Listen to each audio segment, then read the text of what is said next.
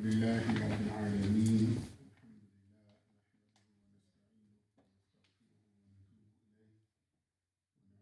من شرور أنفسنا ومن سيئات أعمالنا من يهده الله فلا مضل له ومن يضلله فلا هادي له ونشهد أن لا إله إلا الله وحده لا شريك له ونشهد أن سيدنا محمدا صلى الله عليه وسلم عبده ورسوله على سيدنا محمد وعلى آل سيدنا محمد كما صليت على إبراهيم وعلى آل إبراهيم إنك حميد مجيد. وبعد, all praise belongs to Allah, Lord, Creator, and Sustainer of the worlds. We praise Allah and we thank Him for all of His blessings. We thank Allah for the blessing of Prophet Muhammad, the prophet of mercy, compassion, and service. We consider it a blessing from Allah to be counted amongst the followers of the Prophet ﷺ, because it is stated in a tradition rated as Sahih that the Prophet ﷺ would speak occasionally fondly of his companions who would follow him even though they hadn't met him.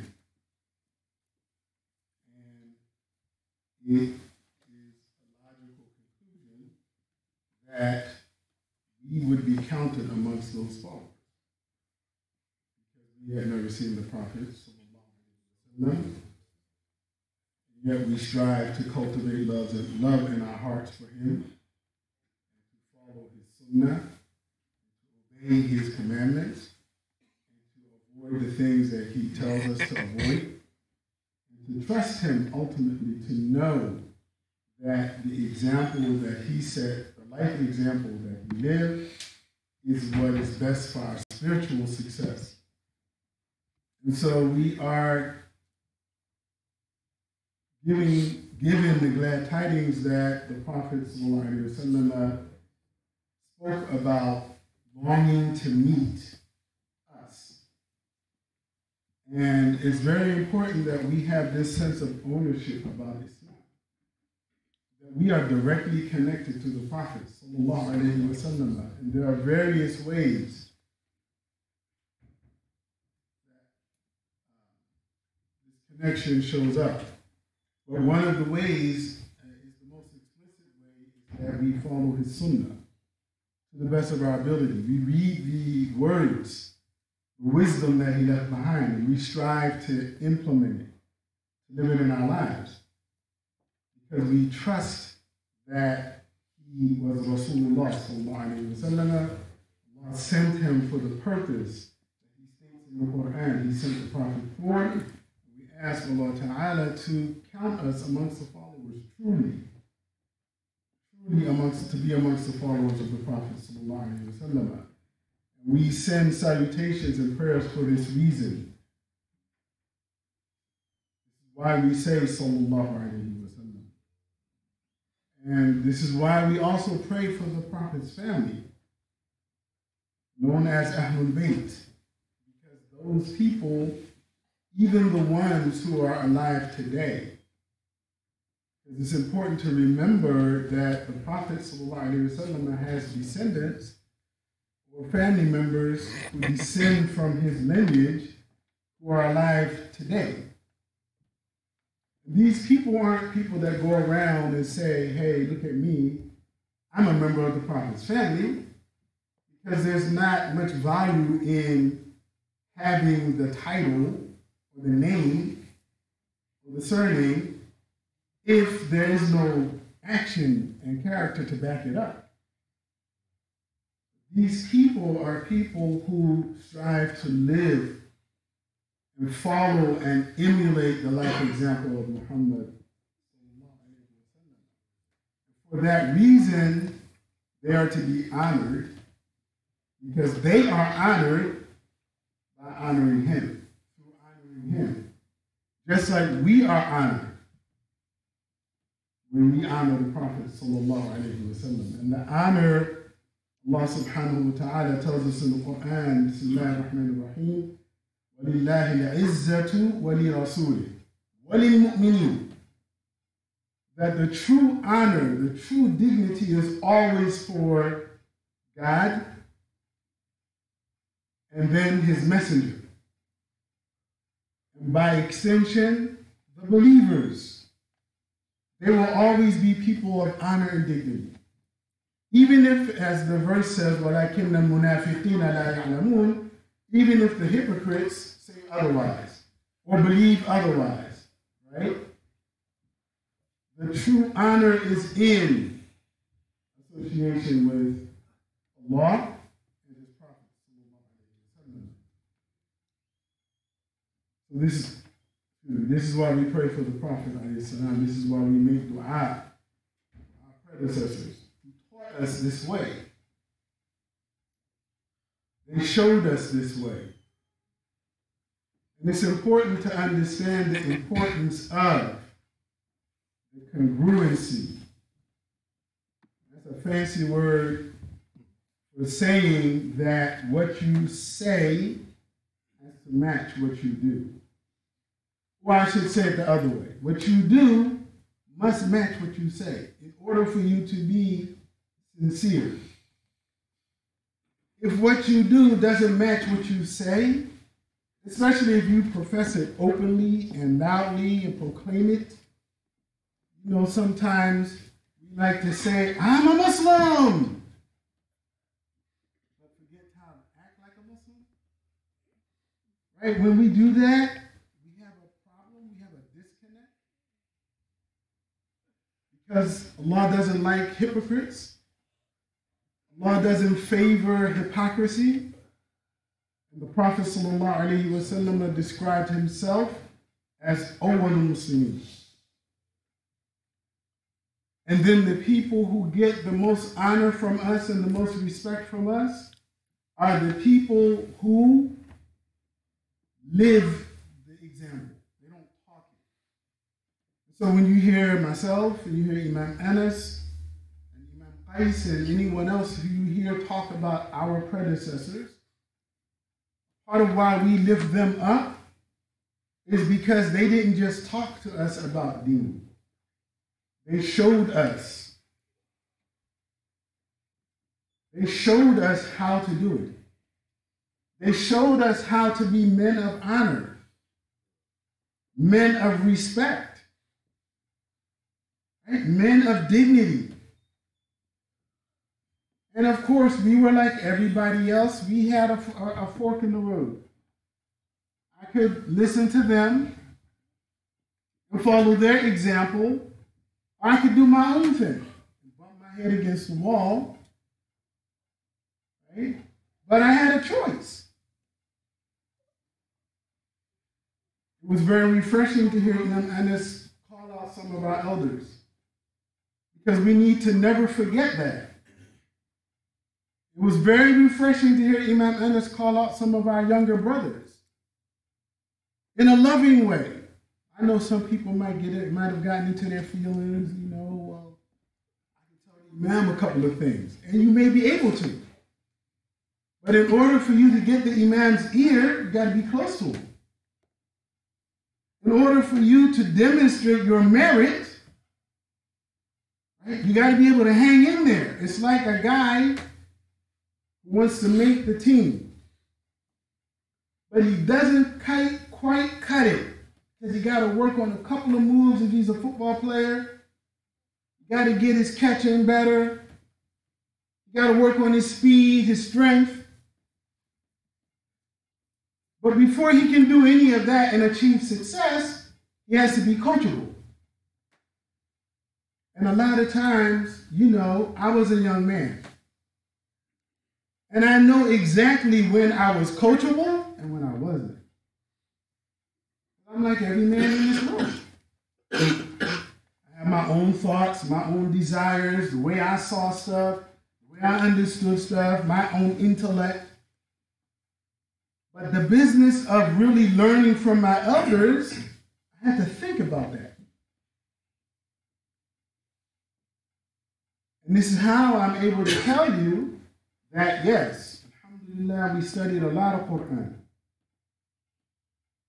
When we made Hajj in 2018, we went back to a spot in the Haram that we used to go to when we were a little older than some of these young men right here. And if you've been to the Haram in Medina, you walk to roughly the middle of the Haram. You've been there, Jarrell, in that big Arabic clock, Arabic numerals. If you look at your watch will have one time, and the big clock will have another time. And this is where we get the idea of the day in Islam starts after Maghrib. That's another conversation. And Imam Anas and I walked and looked at the clock and said, man, we've come a long way. We used to sit under this clock and come to class after Fajr, 6 days a week. Studied a lot of Quran. But if we didn't listen to our father, you wouldn't have me here today. I reached the age where I could say, you know what, dude, I hear you. I'm going to go do my thing. This is the United States of America. We get to do that, right? But then, to have other older men say to me, look, man, don't do that. And for me to humble myself and say, all right, I'm going to try to understand what you're saying. That's a work of jihadul nafs. Because your nafs is like, man, whatever. That's a natural thing. We're all built that way. Just in case you think that what built the sheikh is some magic potion, right? They put magic, they dumped some magic water. No, it wasn't no magic. A lot of hard work, a lot of self-inspection. I mean, really, what am I about? Right? It's very important. So when we hold up the elders, it's not like, oh, look at what they did, because it really don't matter what they did if they're no longer around. The ones who are still around, they're too old to be doing stuff. And I heard Imam Anas saying to us who are after them, so what legacy are you going to leave? Y'all going to be the dudes who stand around and look cool? And that's it? That's your contribution? And that brother, man, I remember his shoes, right? That's all you want to be remembered for? Your shoes? I think about that. Right? So every week we remind you, because it was regular brothers and sisters from the community. That's why I give them their respect to help keep this Imam in line. Right? And alhamdulillah for that. Alhamdulillah for the blessing of Islam. Alhamdulillah for the blessing of Iman. Alhamdulillah for all that Allah has given us. Brothers and sisters, we're going to continue.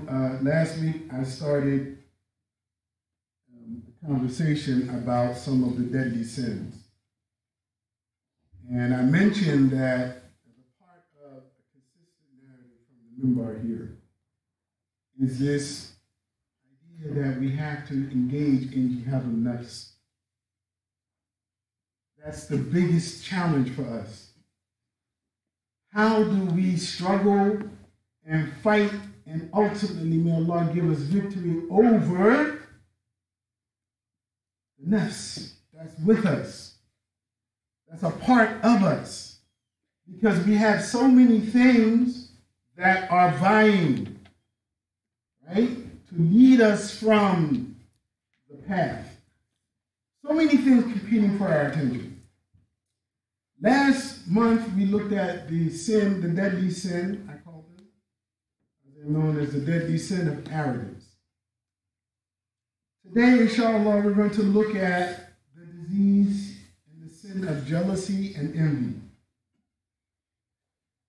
Now, in Arabic, there's a saying, Al-Hasud la yasud. Al-Hasud la yasud. This means the envious one can never lead. The envious one can never be lifted up. Right? And this is because, as we'll come to see perhaps, it's because the word hasad, which is the Arabic word for envy, and it's really evil jealousy. Because there's a form of envy that can be good. Like when you walk up to somebody and you say, you know, brother, mashallah, you did this or that. You have a success in this area or that area. Mashallah, I envy you, brother. I want to be like you. That's different than evil jealousy. You know, the type where I'm sitting and I got a lot going on in my heart about me that I project unto you. And so when you show up happy, successful, accomplished, it does something to my heart. Because I see you happy. Why are you happy? I'm not happy. I'm not happy, so how are you happy? That's evil, and that's from Shaitan. That is from Shaitan. Because it's rooted in this coveting. This sense of greed, this sense of like I deserve it, not you. Right? And it's shaitanic because that's a part of what Shaitan said about Adam. What the angels should be making sujood to anyone, it should be to me. Why? Because you made me from fire and you made him from clay. How is he getting this attention? Right? And often it is also rooted in this idea that what I have is not good enough.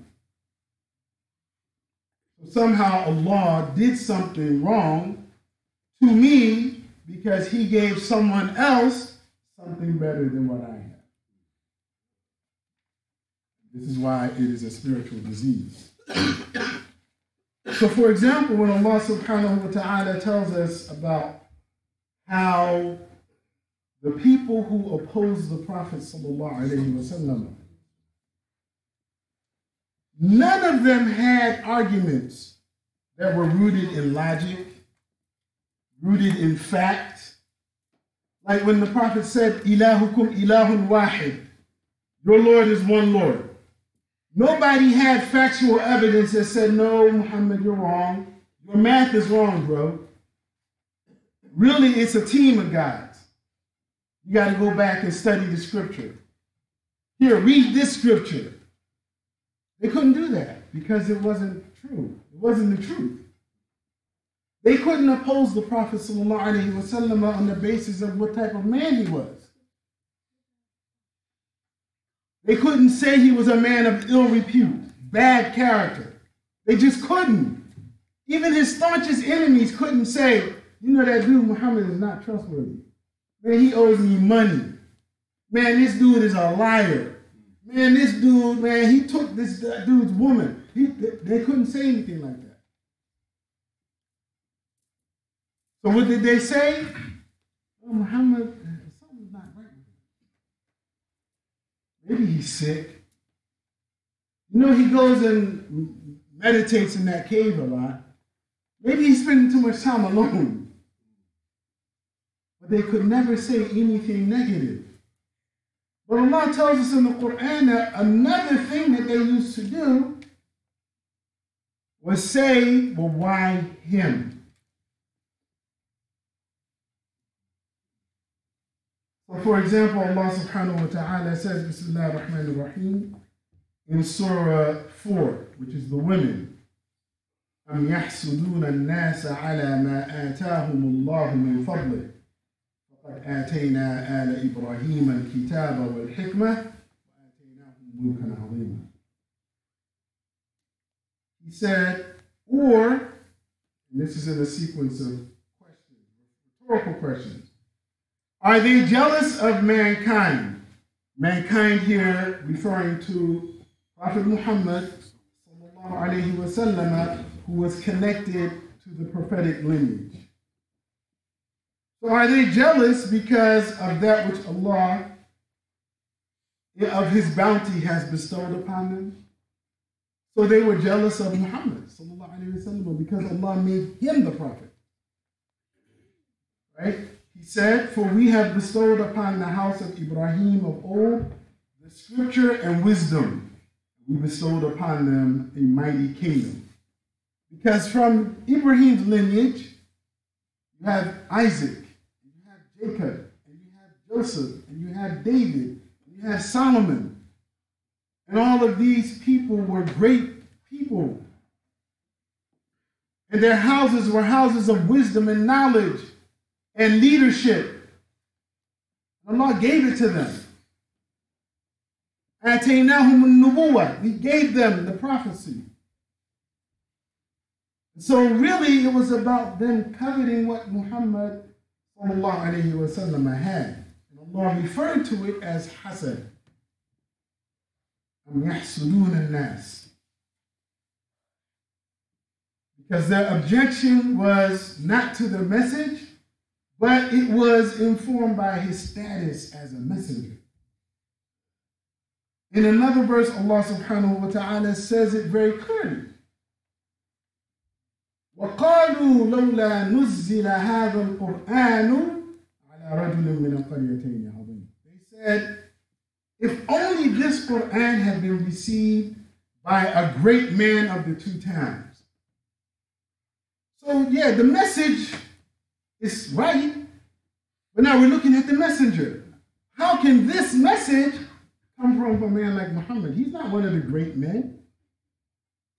He ain't got no money. What's he done? Isn't that dude an orphan? Wasn't he an orphan? He's a messenger. And that was the essence of their objection and rejection of the message. And Allah said, أَهُمْ يَقْسِمُونَ رَحْمَةَ رَبِّهِ. Is it they who apportion your Lord's mercy? Are they the ones who decide who gets what? We have apportioned among them their livelihood in the life of this world. نحن قسمنا بينهم معيشتهم في الحياة الدنيا. That ultimately, when I object to something that you got, I am rendering an objection to my Lord because Allah gave it to you. So if I'm hating on you because you got something, I'm hating on something that Allah did. This is why it's a spiritual disease, right? He said, and we raised some of them above others in rank. وَرَفَعْنَا بَعْضَهُمْ فَوْقَ بَعْضٍ دَرَجَاتٍ. So even this business of people being above other people in status, Allah confers that. This is why when you're taught properly, you're taught that the higher up you go, the more humble you become. Because you realize all of this stuff, you didn't do it. That's why I repeat it, because I want you to understand. Yes, alhamdulillah, I memorize the Quran, right? But when I was in school with close to 250 kids. Not all of them became hafiz. A percentage of them did. A percentage of us became hafiz. That means that I didn't do it. Allah gave it to me. And when you realize, even though you did the work, I sweated, I went to class. I tell my students all the time, Imam Anas and I would go to school 6 days a week. Some of y'all can't even imagine that. We'd be dying for the weekend. Oh man, I can't wait. I need a longer weekend, right? We were going to school 6 days a week. We would go to 2 schools. We go to public school in the morning, and in the evening we would go to Quran school. So when we wanted to play, as all kids do, right, we would go out in the hot sun after Dhuhr, because that's the only time we had. While everybody was taking siesta, we was out there playing. We did the work, yes, but ultimately Allah conferred it. So the honor, the honorifics, the titles, all of that is from Allah. When you think about this, it humbles you. Why did Allah give this to me? And not to Fulan. The running story, you ask Imam Anas, he'll tell you. When I became Hafiz before my sheikh had about 5 or 6 sons. He had son number 5 or 6. I think it was number 6. That dude just couldn't get it together. I became Hafiz before my sheikh's youngest son. That was a big thing. Like, this dude he couldn't speak Arabic 2 years ago.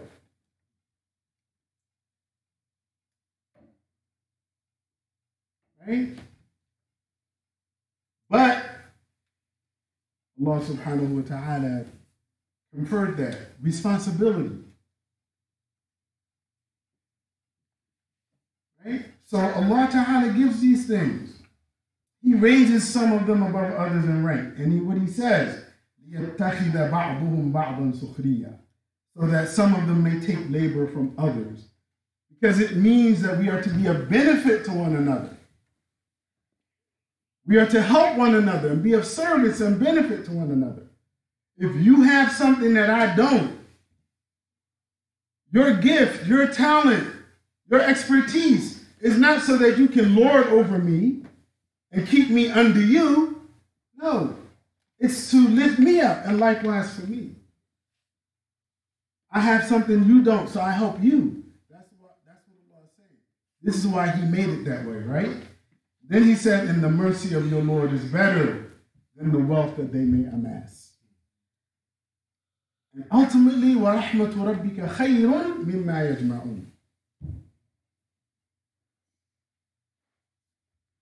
The mercy of Allah exceeds all of this. It's better than all of this, right? So we can conclude, as I mentioned, from the two verses that the essence of envy is this objection that the envier has. So the person who is envious is hasid. And we all know Surah An-Nas. Right? What's the last verse of Surah An-Nas? I'm sorry, not Surah Al-Falaq. The last verse of Surah Al-Falaq. وَمِن شَرِّ حَاسِدٍ إِذَا حَسَدٍ. So the hater is called hasid. The one that they hate is called mahsud. So the hasid is the person who's just boiling up. They're mad because you got it going good. This is really, really an insidious and dangerous disease, a dangerous state of the heart. Why? Because a part of how it has an energy. This is why Allah said to seek refuge in him from the hater. Right? Because the energy is a negative energy that can be sent. So we're taught to say, A'udhu bi Rabbil Falaq. Refuge in Allah. Oh Allah, protect me from the evil of the hater. This is why we believe that the evil eye is real. And it's not superstition. Because if we understand that just like there are natural laws, there are spiritual laws. One of the spiritual laws is that this energy transference is real. And I can send you a good vibe. And you know what the good vibe is? A good word. Dua. You can be in Mecca. You know how you go make Hajj or Umrah? Somebody says, brother and sister, please make dua for me. That's sending a good vibration from wherever you are. You petition Allah and the vibration, that's the energy. That's the unseen stuff that goes on that we're not even aware of. And then it can be negative. So if I'm stewing, because you got it going good. You got a nice job, you got a new car, new clothes, and some people have this really bad. Like it bothers them. Oh man, like why I just do? And some people, everything that you get, they gotta have. That's the darkness in the heart. Because a part of it is, because really the essence of it, and it's really what makes it negative, is not that I'm angry because you got it. I don't want you to have it. And that's literally the definition of hasad. تَمَنِّي زَوَالَ الْخَيْرِ عَنِ الْغَيْرِ. When I want the good that you get to leave. Don't matter if I get it or not. That's when it's at its worst. I'm mad, so I don't want you to have nothing, so take it, Ya Allah. This is why Allah said to protect yourself. Don't be naive. Because there's some people that think evil thoughts like that. You may not be aware of it because they may not say it. Some of them may smile. And it's in their heart. Some of them, oh no, brother, Muslims don't do that. Yeah, okay. Muslims are human beings, that's how I check, right? Somebody will smile, oh brother, man, you know how sometimes, man, I really like that jacket. It might be the way you say jacket. Okay, I better go read my poems. Just in case. And listen, we're talking about really small stuff. What about the big stuff? What about if Allah blesses you really big? As you young people said, you blow up, mashallah, you know. And it's people who they're looking around. And this is a weakness in the human being, and it's a spiritual deficit. And we are living in a time where it's like hyper. Social media just made it now where you're looking at people passively on your device, and you're imagining that they're living this great life with no problems. They show you a picture or a video, and you're in your mind, oh my God, look at what she has. Look at what he has. And it feeds that. It actually feeds it. Right? So somebody's on Instagram and you're like, oh man, wow. And it's actually breeding in you envy. We have to be careful because it can happen, right? We talk about it all the time. We talk about a mentality in our community. How many of us have heard, the crabs in the barrel? Sometimes we're afraid to share good news. You know how people are, and you're right. You better be careful. Right? Because that can be a mindset, and it's really a state of the heart. So if your success means that I'm low, I can only be good if you're bad, that's a disease. We are familiar with it. And there's an opposite mindset. There's a growth mindset, an abundance mindset, a mindset where, because brotherhood dictates, and sisterhood, that I want you to do good, I want you to shine, because when you shine, I shine. But that means that when I see you, I see a positive reflection of myself. If I see you and I don't see a positive reflection of myself, then I won't want you to shine, because then you make me look worse in my mind. Right? So this business of hasad is real. It's real. And the solution, do you know that the Prophet ﷺ has said, Iyakum wal hasad. He said, beware of envy. Beware of envy. فإن الحسنات يأكل فإن الحسد يأكل الحسنات كما تأكل النار الحطب. He said, envy will eat your good deeds. Take them. Burn them up. The way fire burns up wood. Because it's dark and it's fire. It's like you're angry, right? So he said, beware of it. So how do we protect ourselves? In the book, and as I mentioned, it's on page 30. I forgot to mention that.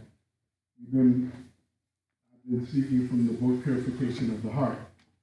Imam Maulud mentions several remedies, but two of them. One is that he proposes that we oppose our own whimsical desires. Because we all have them. And they show up. So for example, someone says something to you, right, that, like the example I mentioned of the people who opposed the Prophet, it wasn't rooted in any type of logic or fact. It was rooted in their whimsical desires, that they didn't like the fact that he was a messenger. And so sometimes we are petty like that.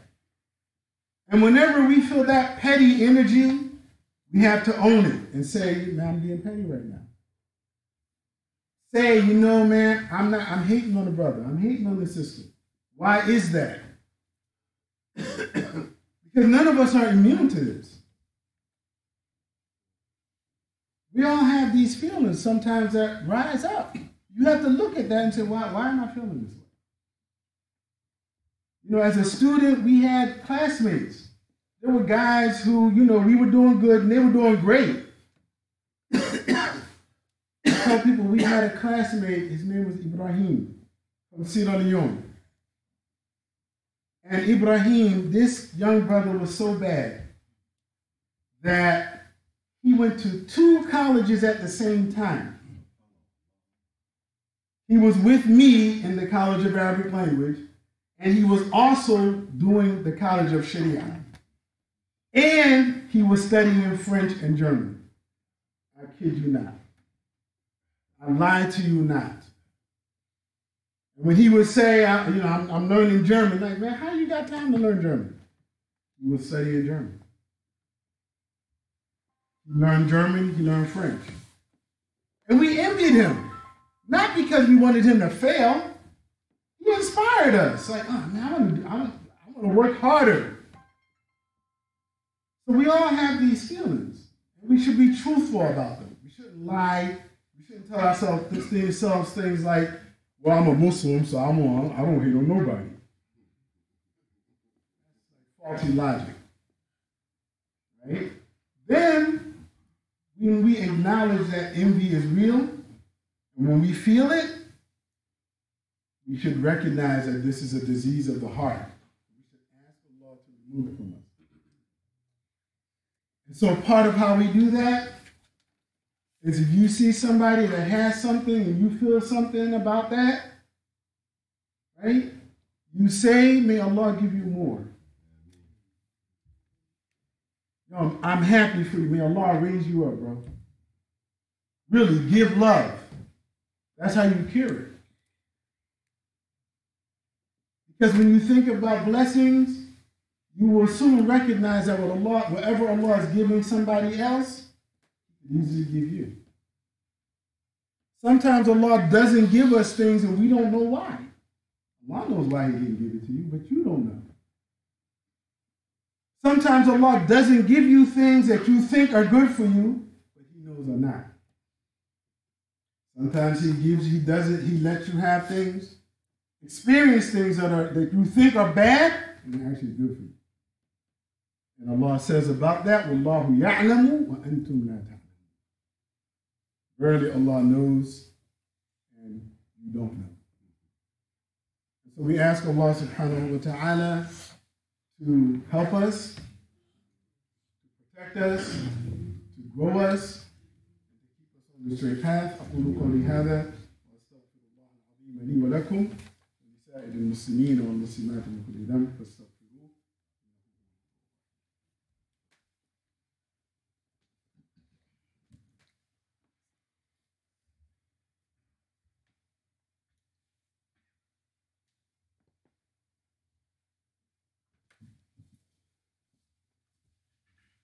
الحمد لله رب العالمين والصلاة والسلام على سيدنا محمد الطيب الطاهر الأمين وعلى آله وصحبه أجمعين. Again, so the book is Purification of the Heart by Imam Mawlud, translated by Sheikh Hamza Yusuf. You can get it on Amazon. And the khutbahs are from different parts of the book. So the chapter on envy and jealousy is on page 30. I encourage you to get the book. I encourage you to read begin to engage in a serious study. Part of the problem that we are having in our communities, not just our community in Philadelphia, is that we Muslims sometimes are the most ignorant about our own religion. So, like, if we don't read the Quran, we will never know what Allah is saying to us. So how do you remedy that? You got to start reading the Quran. And if you have challenges with reading, you try to do something about that. Because problems have solutions. Right? Okay, so if you struggle with reading, which is a real thing, people struggle with reading for different reasons. Sometimes we look at people and say, man, that brother, man, he's smart, he's a bookworm. Right? We don't know. Some people read books who have challenges reading, but they've learned to overcome the challenge. But your life has to become this serious project that you engage in, and with discipline and focus. Because right now, as the Imam said last week, we want a community. It's like I want a family, but I don't want to do the work to sustain a family. How can you have a community if none of us are willing to do the work to sustain the community? And I thought it was very important for Imam Anas to let people know, he told you when we were first working in the community, we were young guys in our 20s. Not in my 20s anymore. But, and we had to learn some lessons.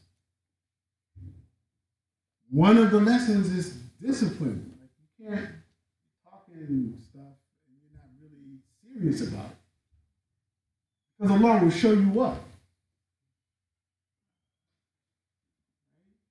But hopefully in that message, you will hear that you can do things. So while we talk about the problem, I'm also encouraged because unlike many other cities, Islam has a root here in this city. We have a lot of young people, and that's where the future is.